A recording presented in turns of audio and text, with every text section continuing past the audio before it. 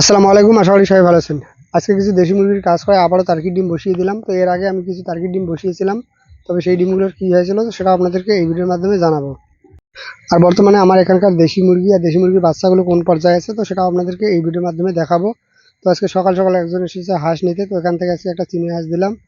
তো এটার ওজন প্রায় 3 কেজির উপরে ছিল। তো 1200 টাকায় আজকে এটা বিক্রি করে দিয়েছি।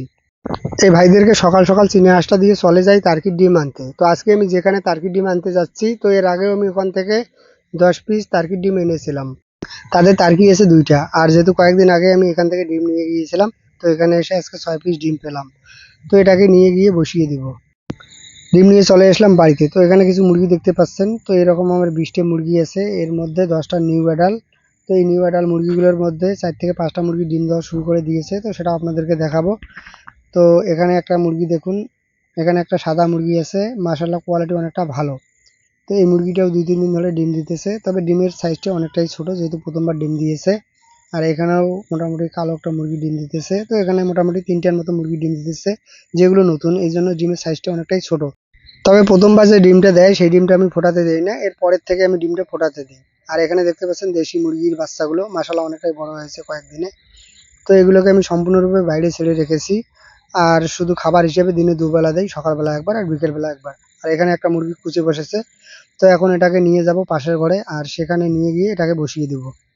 আর এটা যেহেতু আমার মুরগির ঘর তো এখানে যদি মুরগিটাকে ডিম সহ বসাই তাহলে অন্য মুরগি এসে এখানে ডিম পাড়তে পারে। তো পরবর্তীতে মানে সেই ডিমটার সমস্যা হতে পারে।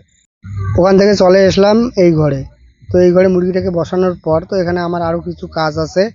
মানে মূলত এখানে যে আমি এর আগে টার্কির ডিমটা বসিয়েছিলাম তো সেই ডিমটা খারাপ হয়েছে। তো এখন এটাকে নিয়ে গিয়ে আমি ফেলে দেবো। আর এখানে যে মুরগিটাকে দিয়ে বসিয়েছিলাম তো এই মুরগিটাকে আমি বাইর করে দেবো, যেহেতু অনেক দিন ধরে এই মুরগিটা এখানে বসেছিল। তবে এই ডিমগুলোর মধ্যে একটা ডিমও তো ভ্রূণ আসেনি। তো এটা বুঝলাম না গরমের জন্য সমস্যা হয়েছে নাকি টার্কিটা প্রথমবার ডিম দিয়েছে। তো এই জন্য আর একবার ডিমটা নিয়ে আসলাম। তো এবার 6 পিস ডিম নিয়ে এসেছি। তো এটাকে বসিয়ে দেখবো যে এবারে এখান থেকে কি রেজাল্ট আসে। এই ডিমটা বসানোর পর তো এখানে দেখলাম যে একটা মুরগি থেকে বাচ্চা ফোটা শুরু করে দিয়েছে। তো মোটামুটি ভালোই বাচ্চা ফুটেছে।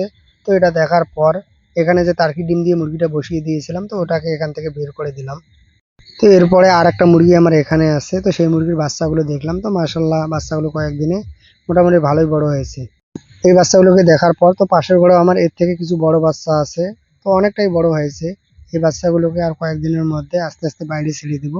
তো মাশাআল্লাহ এখানে বাচ্চাগুলোকে দেখুন, কোয়ালিটিও মাশাআল্লাহ অনেকটা ভালো হয়েছে। আর যদি 1 মাস এভাবে দেশি মুরগির বাচ্চা ঘরের ভেতরে আটকিয়ে পালন করা যায়, সেটা মুরগি সহ হোক আর এমনিতে ব্রুডিং করে হোক, তাহলে একটা দেশি মুরগির বাচ্চাও নষ্ট হবে না আর এখান থেকে দ্রুত সফলতা আসবে। আসসালামু আলাইকুম।